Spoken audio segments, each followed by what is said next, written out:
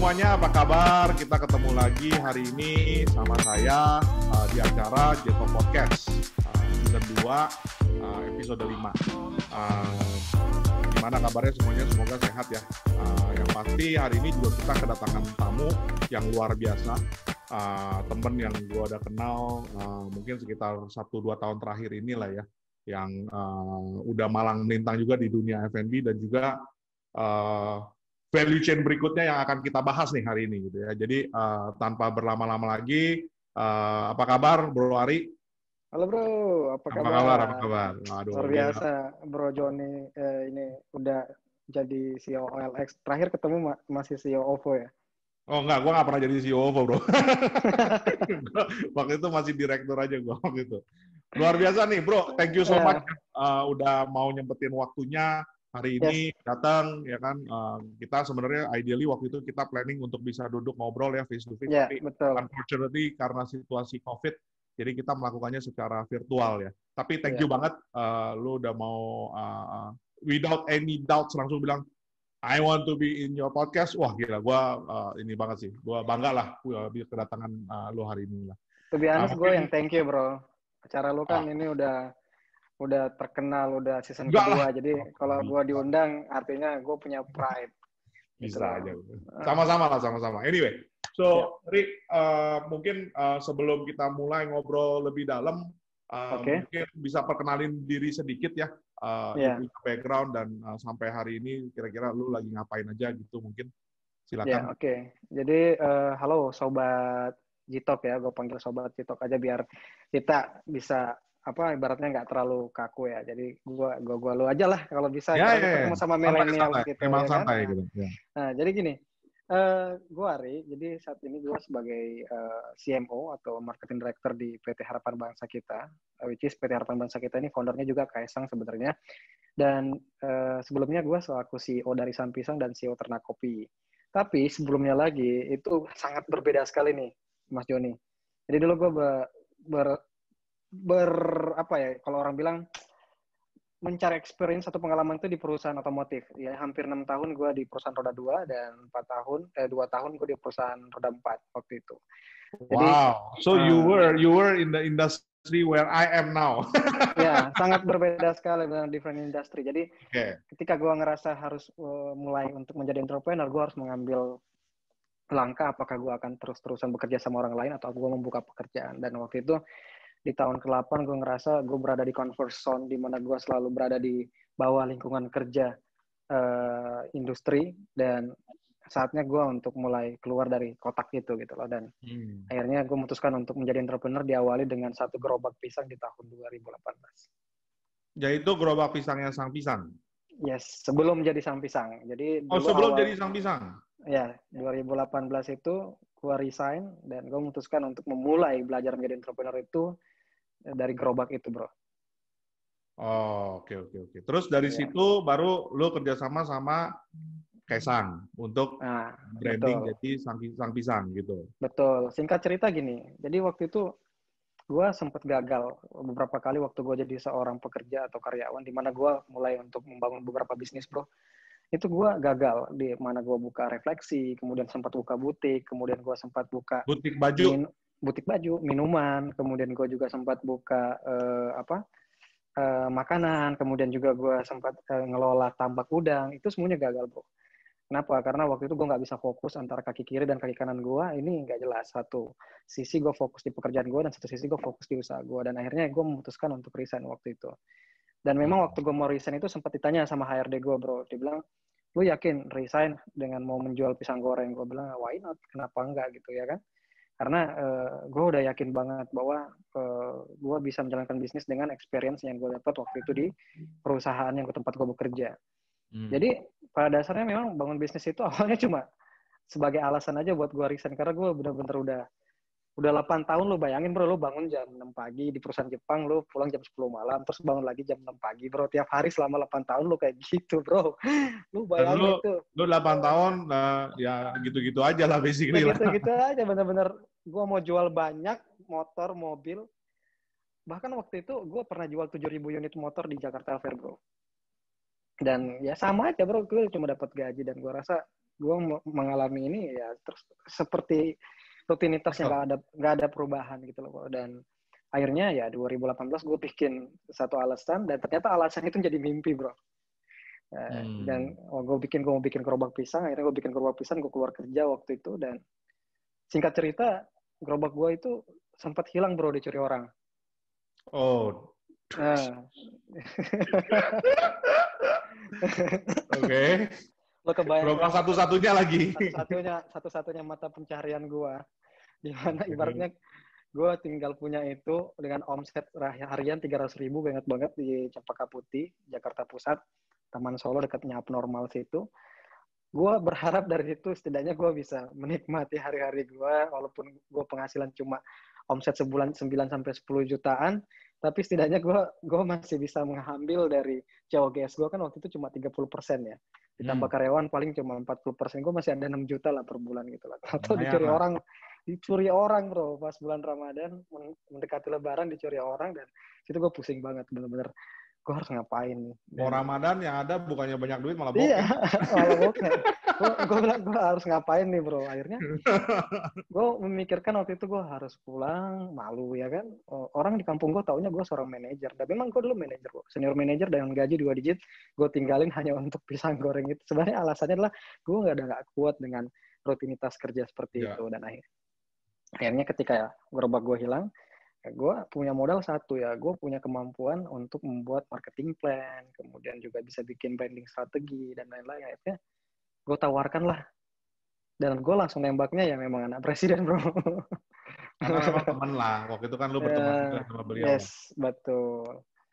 Jadi memang sempat kenal juga, tapi memang jodoh itu emang gak ada yang tahu ya, bro. Karena sebenarnya proposal bisnis itu kan gue share ke dunia maya ya, bro, ke sosial media. Ada beberapa platform yang gue masukin dan memang ketemu sama ya masnya lagi.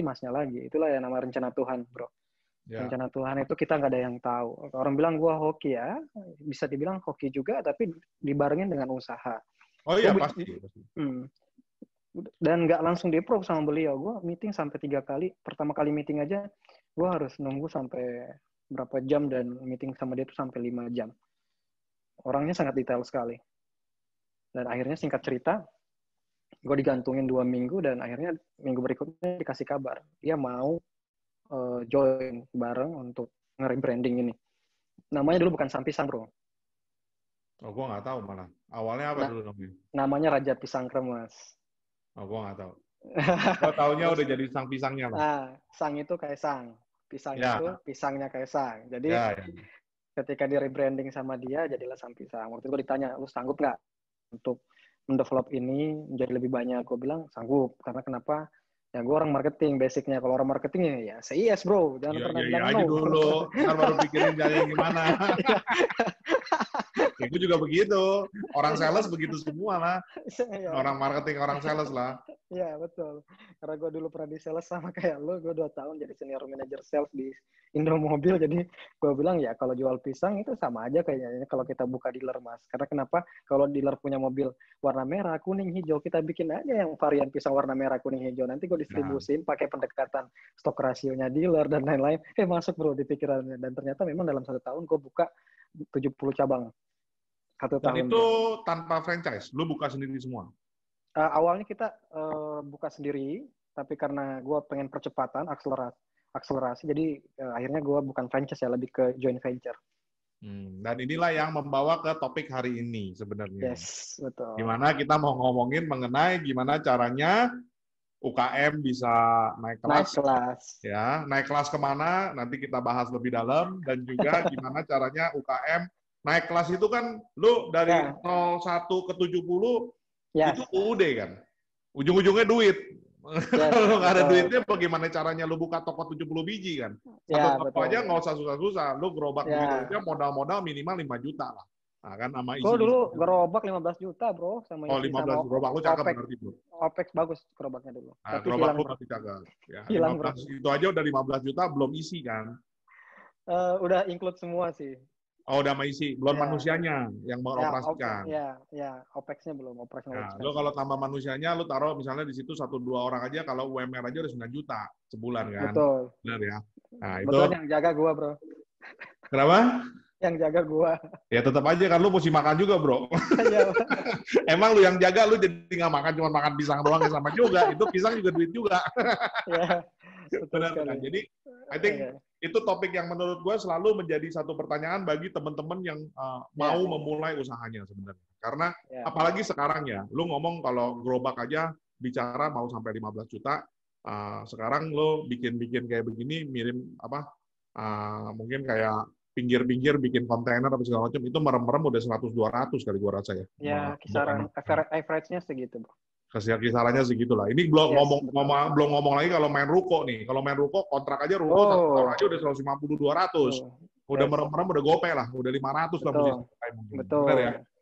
Betul. Kasar-kasarannya lah. Nah, ini topik yang sangat menarik menurut gue nih. Dan gue juga baru dengar dari lu tuh, cerita lu tuh benar-benar ternyata banyak yang menyedihkan juga sebenarnya ya. Wah, Di balik senyuman lu yang lebar itu sebenarnya banyak kisah yang pilu dan menyedihkan. gue sempat waktu itu malah sempat jadi DJ, Bro. Gara-gara gue serius loh? Iya, waktu itu gue sambil kerja gue jadi DJ karena bisnis gue gagal berapa kali, 7 kali gue bisnis gagal. Akhirnya gue memutuskan untuk terjun ke dunia entertain. Malah, nah dari situlah, tadi gue nggak cerita ya, dari situ gue dapat hambatan banyak banget di kantor dan gue dianggap nggak produktif dan bosen akhirnya Ya tiap hari karena lu disalah. kerjanya malam kan, lu berarti kan Iya. 10 lu hajar ke Telat, sono lagi sampai pagi, telat besok kan, terus. ya lu pasti Iya. ngantuk lah. Cuma Itu kan kayak double job, kerja 24 jam bro, kayak gitu. bener John, tapi kan emang gue harus cari hobi biar gue nggak stres kan waktu itu.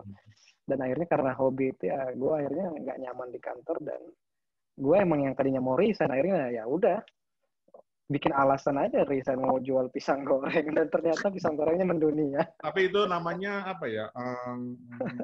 Alasan yang membawa berkah. Ya, Benar ya, membawa berkah.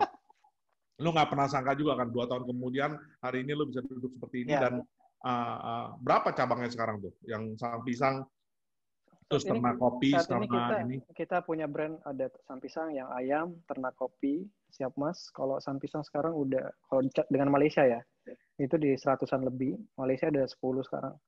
Kemudian ternak kopi ada 10 outlet. Kemarin 30 bro, cuma karena gue banyak buka di mall, gue akhirnya tutup 20 cabang. Kemudian yang ayam sekarang 8 restoran. Kemudian siap mas itu udah ada di 14.000 cabang Alfamart bro. Nah makanya. Itu lu luar biasa. Lu basically kalau orang bilang KFC is the largest food chain, you are actually the largest food chain. Lebay. KFC kan cuma ada 600, lu ada 14.000 cabang di Alfamart. Nebeng bro. Ya sama aja. Tapi kan channel distribusinya udah ada di sana kan. Lu mau kata nebeng apa enggak kan, lu mesti manage manusianya juga kan yang ada di sana. Yeah. And that's not easy ya, to manage 14,000 stores ya. Yes, betul. Jadi karena success story-nya Sang Pisang itu, jadi kita akhirnya buat konsep yang lebih besar lagi, di mana kita sudah berhasil mengakselerasi Sang Pisang, kita berhasil mengakselerasi ternak kopi, yang ayam, siap mas, sekarang kita buat namanya PT Harapan Bangsa Kita. Nah, itu tujuannya untuk mengakselerasi UMKM-UMKM yang ada di Indonesia. Yang mau daftar, monggo di www.gkhebat.com. Nah, nanti kita ada sistem akurasi, bro. Ada inkubasi, akselerasi, kita bikin sampai ke tahap downstream, upstream, kalau bisa masuk ke industri, no problem. Jadi gimana tuh? Maksudnya mungkin bisa dijelasin sedikit tuh, bro. Konsepnya maksudnya tuh. Jadi misalnya nih, contoh misalnya gue nih ya, kan ada beberapa dong. Misalnya kayak gue ada orang yang mungkin pengen punya usaha tapi belum punya usaha. Nah itu bisa nggak? Atau orang yang udah punya usaha baru, nah itu bisa nggak? Atau orang yang udah punya usaha 20 tahun, rame, tapi cuma 1. Nah, itu bisa nggak misalnya jadi cabang banyak? Nah, itu 3 pertanyaan sekaligus dulu. Mungkin bisa di-share. Oke. Yang kita bisa bantu adalah kira-kira produk yang punya potensial dan foundernya yang punya spirit ya, passionnya memang. Berarti udah harus barangnya udah ada dulu ya, bro ya? Ya, betul. Barangnya harus ada dulu dan udah ada minimum udah ada financial projection-nya, bro. Jadi kita bisa lihat, oh ini produk potensi, tapi ternyata dia nggak punya koneksi misalnya. Dia produk potensi untuk?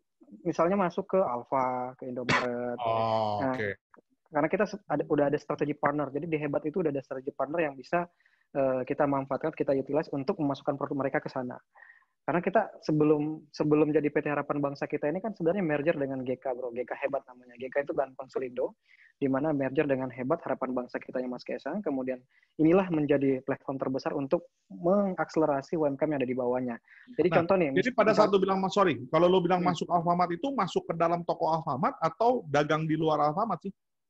Dua-duanya bisa, bro. Oh. Nah, jadi kan yang kalau misalnya contoh Alfa ini kan punya program untuk pembinaan UMKM. Sekarang kita koneksikan dengan programnya Hebat. Di mana untuk produk yang kira-kira shelf life-nya panjang, itu bisa kita taruh di dalam. Yang 1 tahun, 2 tahun ya kan. Tapi kalau Jadi produk misalnya yang dia barang-barangnya ya, packing-packing, ya kacang itu atau bisa ditaruh di apa, dalam. atau ini, Ya. oke. Kalau yang ready to fry, yang goreng-goreng itu bisa kita taruh di luar, misalnya seperti itu. Dan bukan cuma sampai situ saja. Misalnya produk lu nih, punya sambal nih bro, tapi lu nggak punya source untuk maklun. Nah, kita bisa bantu untuk cariin pabrik, kemudian kita bisa bantu rapin manajemen distribusinya, manajemen logistiknya. Karena kenapa?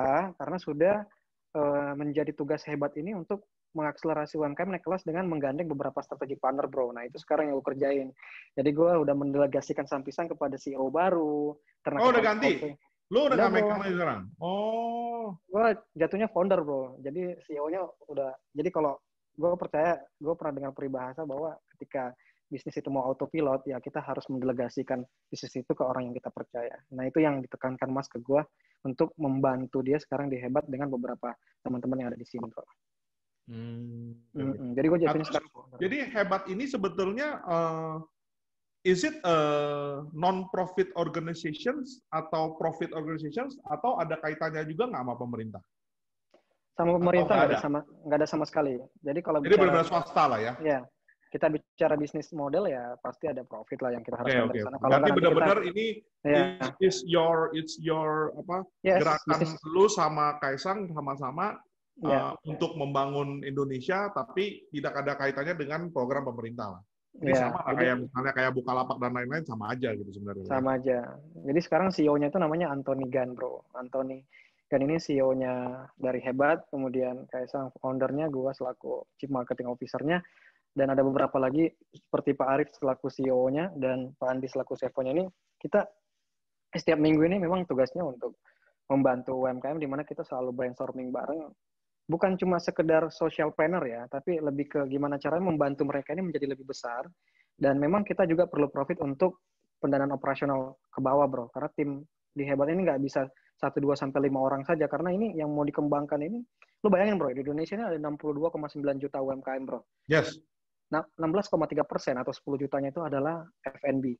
Artinya ada 10 juta nih. Nah, mimpi kita tuh nggak muluk-muluk. Di tahun pertama itu cukup 1.000 dulu.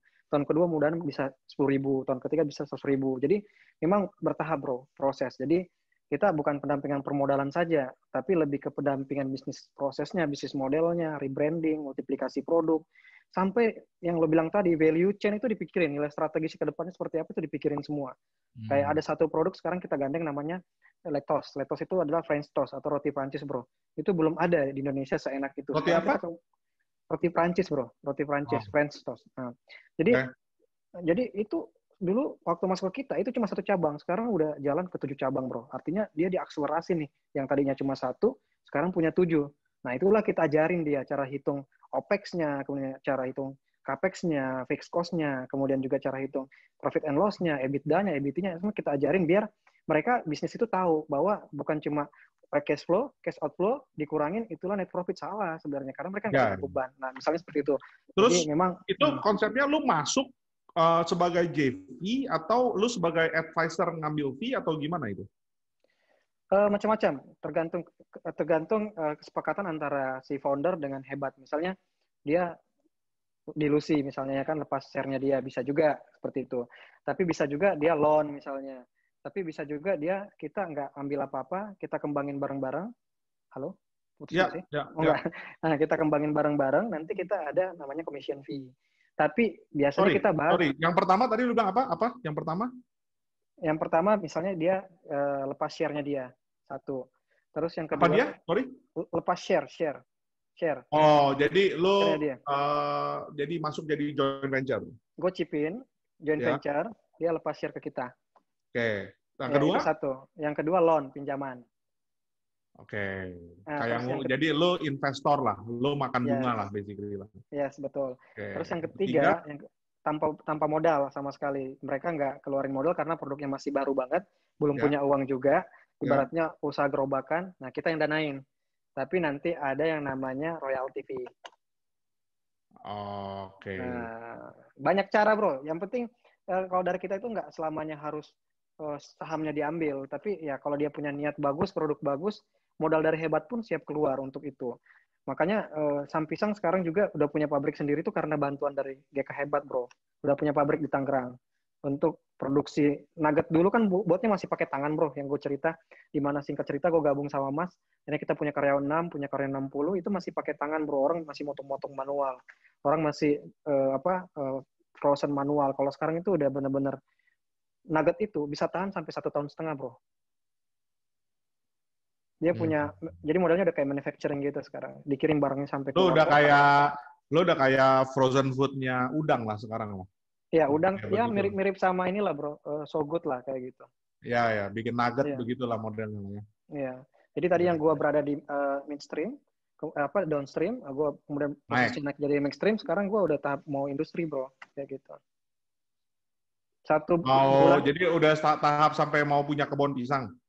ya udah lagi proses untuk harus punya ya plantation sendiri lah. Ibaratnya kalau kita mau punya cabang 1.000, nggak mungkin kita bergantung sama petani pisang yang ada di luar sana. Karena kalau misalnya kita terlalu Ya, bergantung nanti, mungkin bisa pakai konsep inti plasma ya, kayak zaman dulu Pak yes, Harto lah. betul, Kalau lo mau ya, sama petani pisang, modalnya ya lo dinauin sama gue, SOP-nya ya. gue, tapi Nah itu, nah, lo dapat nanti ada harga minimalnya berapa, tapi lo mesti beli pupuk sama gue kayak begitu kan konsepnya. ya itu yang lagi gue bangun. Jadi dari hulu ke hilir bro, gue lagi ciptain ekosistem di mana nanti kita untuk mencari bahan baku tuh nggak susah. Karena kenapa kita punya sendiri semuanya.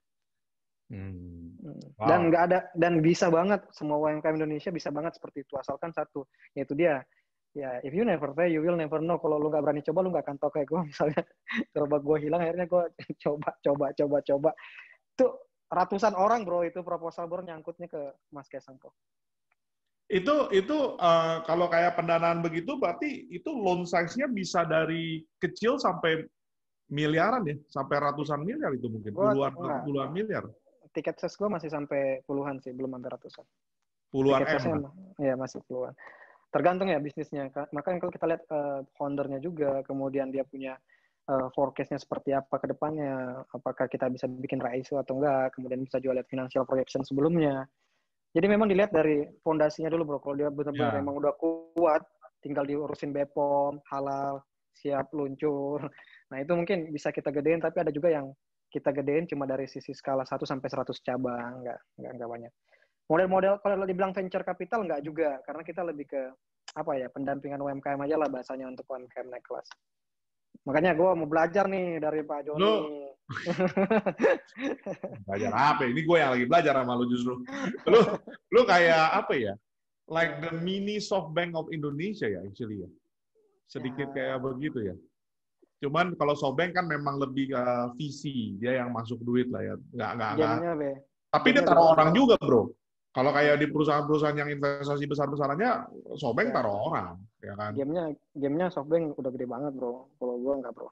Oh iya ya, I mean kan gue bilang makanya the Indonesian version of SoftBank lah ya, dan benchmarknya nanti satu hari nanti North Star-nya bisa sampai ke sana gitu. Amin. Pastinya kok harus begitulah bro, benar nggak? Kan Iya. mimpinya harus besar ya kan, kalau kita Iya. bilang UKM yang sekarang buka toko satu harapannya bisa sampai punya kayak 70-100 toko, 100, Iya. kalau lu bilang berapa 100 lebih sampai 10 di Malaysia, luar biasa ya.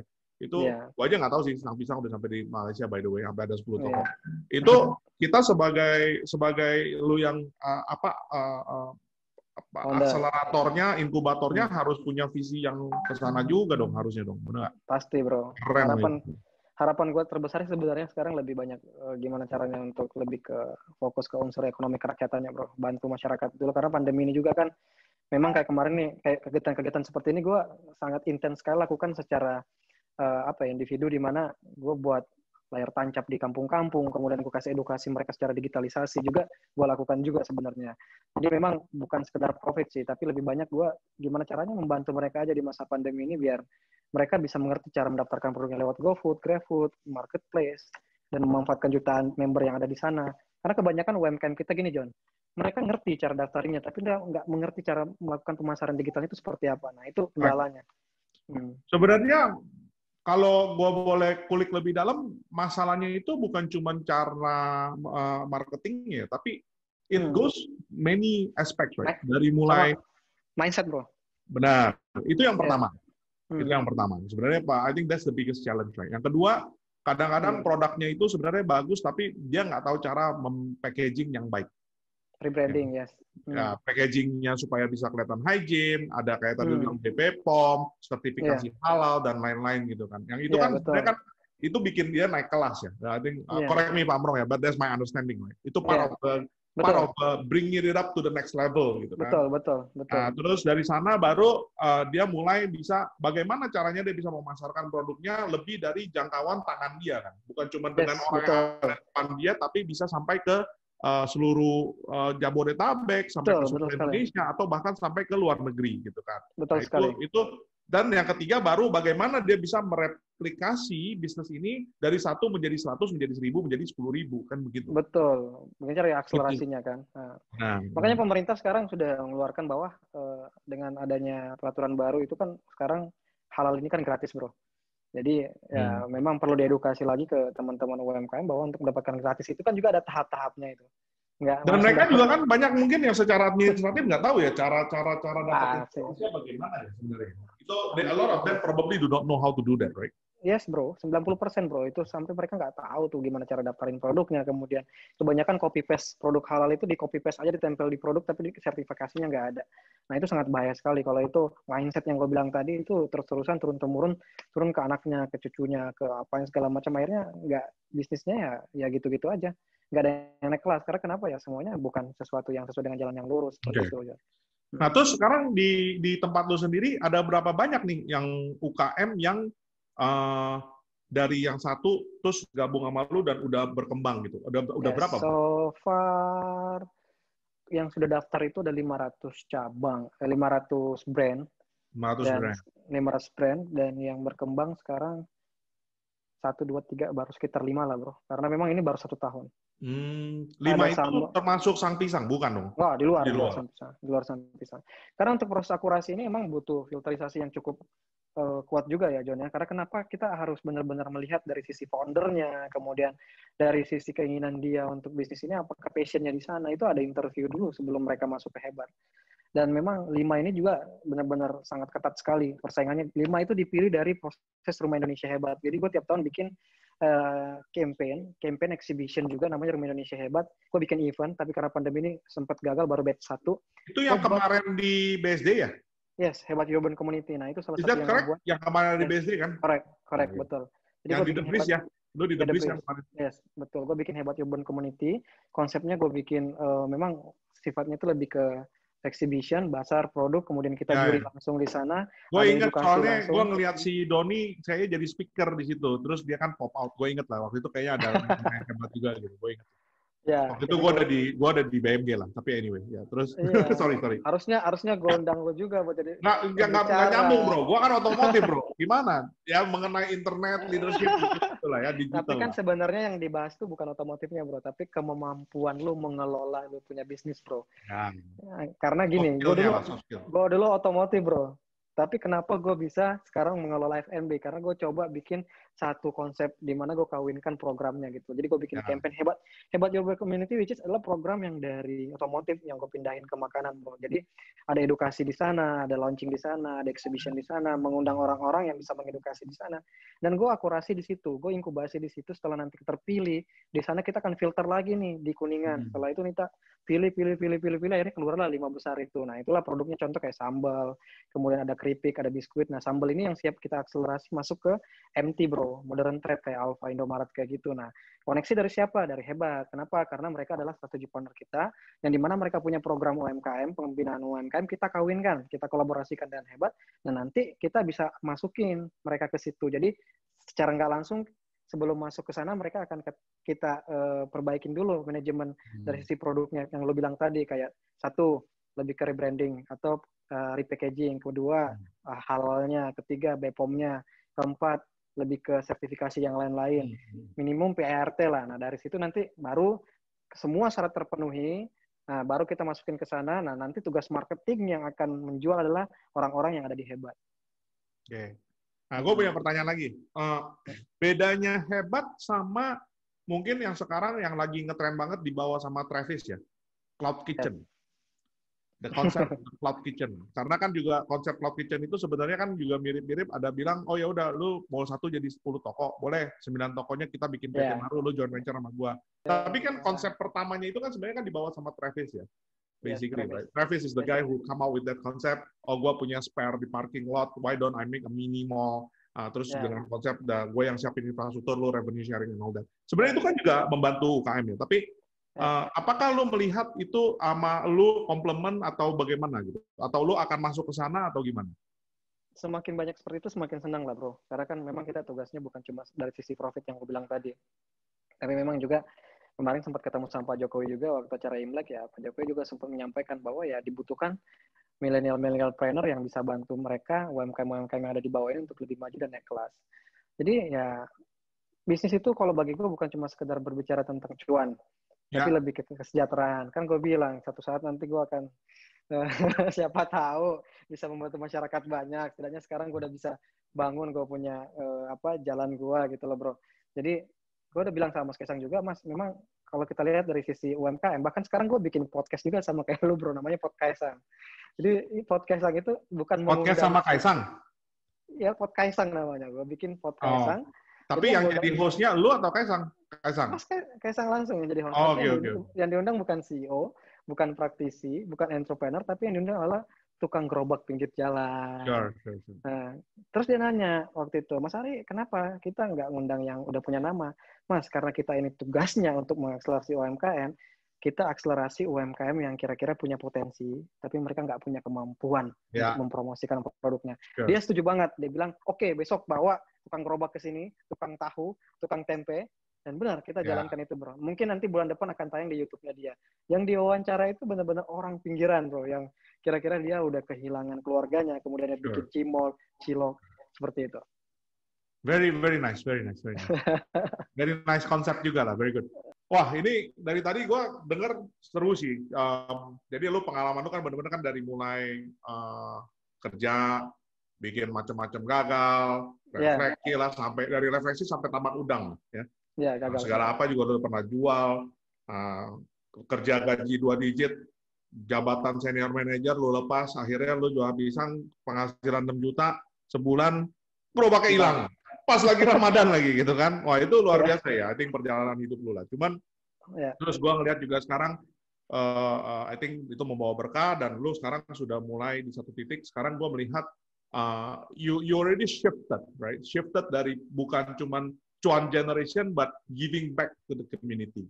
Ya, benar-benar mencoba membangun Indonesia gitu ya. Nah, tadi gue juga sempat dengar nih, tadi lu bilang gitu kan, bagaimana lu bisa untuk berbakti lebih gitu ya. Ini maksudnya apa nih? Apa lu ada rencana mau masuk ke politik juga gitu atau gimana nih nantinya nih? Ya, harapan terbesarnya kan setiap manusia itu punya tujuan akhir yang nama baik ya bro. Gue juga pengen bahwa gue sebagai seorang millennial planner juga bukan cuma sebagai millennial planner, bukan cuma cuan planner, tapi lebih ke social planner. Jadi harapan terbesar gue suatu saat nanti nih bro, kalau misalnya diizinkan bisa membantu masyarakat banyak ya, gue pengen menciptakan ide-ide kreatif dan inovatif sehingga UMKM ini bisa tumbuh dengan sendirinya, autopilot bro. Itulah mimpi gue, autopilot UMKM ini bisa punya bisnis di mana kita cuma buat platform, dia daftar di sana, akhirnya bisnisnya itu bisa terdaftar halalnya, BPOM-nya, tanpa ribet bro, ibaratnya seperti itu. Nah, insya Allah lu bisa aja bikin 62,9 juta UKM itu naik kelas sampai nggak jadi UKM lagi, tapi sudah menjadi UMB, menengah besar. Gitu ya. Bro, usaha miliaran kecil. Usaha miliaran kecil, luar biasa. Usaha kecil miliaran UKM. Usaha kecil miliaran gitu ya. Jadi kecil tapi cuannya bisnisnya bisa sampai miliaran ya. Sampai ngedukung kita punya PDB sampai naik lah. Nah, ini calon menteri UKM kita nih kayaknya nih. Gue nggak tahu nih periode kapan nih ya, tapi insya Allah terjadi lah ya. Iya, karena ya Amin aja deh kita. Dengan menumbuhkan UMKM ini kan artinya kan kita berkontribusi terhadap negara kita satu-satu menjadi negara maju dan berkembang karena semua wirausahanya mandiri. Intinya seperti itu. Jadi ya kalau bisa ya usaha kecil miliaran gitu ya kan. Walaupun karyawannya 2 tapi omsetnya miliaran. Bayangin aja PDB-nya kayak gimana. Benar. Nah ini juga menarik nih ya. Gua ngobrol sama lu gitu kan ini kan gua ngerasa banget is the very positive energy that comes from you, right? Dari cara lu ngomong, meskipun lu melalui proses yang sangat boleh dibilang lumayan berantakan di awal gitu, tapi you continuously to be staying positive, terus lu punya satu mindset yang selalu grow, terus lu punya mindset yang juga sangat berjiwa sosial, not only kayak lu bilang ya cuan generation, but it's basically is a socialpreneur, membantu Indonesia dan semuanya. Mungkin lo bisa nih ya kasih share dikit buat teman-teman kita yang ngedengerin atau yang nonton hari ini ya. Gimana supaya orang-orang ini bisa continuously motivating themselves and be like you, right? Mungkin lo bisa share sedikit gitu. Jadi gini, buat teman-teman yang nonton, kebanyakan di seminar gue sebelum itu pasti nanya, Kak, apa sih perbedaan antara karyawan dan pengusaha? Nah, bedanya adalah di mindset, bro. Kalau lu jadi karyawan, mungkin lu bisa mikir jam 8 sampai jam 5 lu pulang kerja nggak bisa mikirin kerjaan lagi. Tapi pengusaha itu bisa 1x24 jam dia mikir. Besok karyawan gue gajian apa enggak. Misalnya seperti itu. Terus yang kedua, karyawan itu udah dapat fixed income. Tapi pengusaha itu belum tentu. Bisa aja nggak digaji. Tapi ketika lu dapat hasilnya, itu bisa berpuluh-puluh kali lipat. Nah, itu yang harus dirubah adalah mindset. Nah, kalau mindsetmu udah berubah, ingat, satu, pertama, berani terima kritikan orang lain, karena ini sangat membangun. Kedua, itu selalu dekat sama orang-orang yang memberikan kehangatan sama lo. Orang-orang memberikan kehangatan itu adalah orang-orang yang bisa kita belajar dari sana. Carilah leader yang dimana kita bisa mengambil ilmunya dan kita implementasikan. Ketiga, bukan cuma sekedar kreatif, tapi kita perlu inovatif, bro. Kreatif itu, ide itu murah, eksekusinya yang mahal. Percaya, eksekusinya yang mahal. Jadi, inovatif itulah yang bisa diimplementasikan. Dan yang terakhir adalah, segala sesuatu yang lo lakuin harus minta restu dari orang tua kamu. Karena percuma, apapun yang kamu lakukan tanpa doa dari orang tua kamu itu nggak akan berhasil. Percaya sama saya. Saya gagal 7 kali waktu itu nggak ada dapat restu dari orang tua. Ketika saya menjual pisang, saya bilang sama ibu saya merestui, dan posisi saya sekarang ada di sekarang.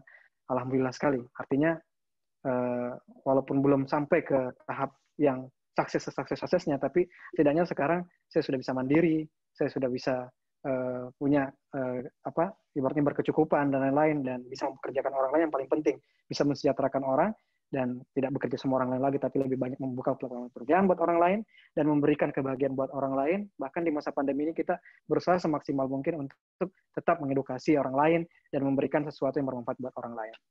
Salam hebat luar biasa, bro. Luar biasa.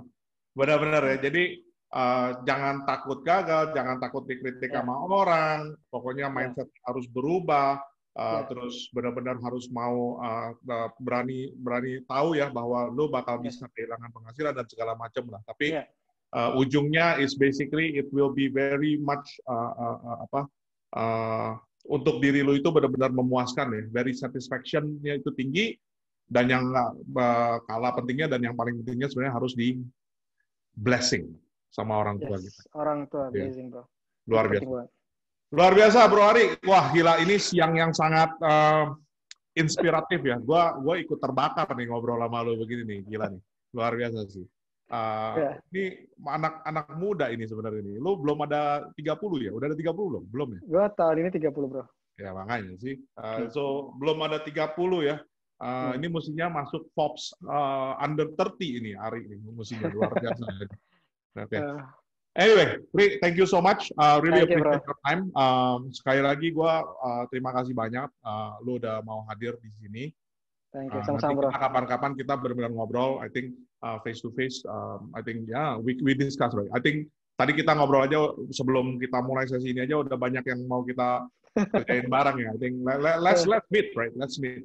If you don't mind ya, kalau lu nggak kita bisa ketemuan mungkin. Boleh. I'll schedule a time with you lah. Boleh, bro. Boleh banget lah. Siapa yang nggak mau ketemu Pak lu paling bisa lu, bro. Siapa yang mau ketemu? Nggak mau ketemu sama lu itu mungkin yang benar. Nah, anyway. Oke. Thank you, bro. So, teman-teman dari Jetok, terima kasih banyak yang udah ngedengerin nih for the past 45-50 minutes ya. Jadi kalau memang nanti ada pertanyaan atau apa, silakan komen kita juga hadir bukan cuma di Instagram tapi juga ada di YouTube, Spotify atau di Anchor ya. Jangan lupa juga untuk nge-like, subscribe dan juga di-share ya. Nanti kalau memang ada teman-teman yang pengen narasumber siapa berikutnya, let me know. Mungkin pengen Kaisang yang datang ke sini, nanti gue minta tolong Ari yang undang. Nggak tahu bisa apa enggak. Oke, luar biasa lah pokoknya. Oke.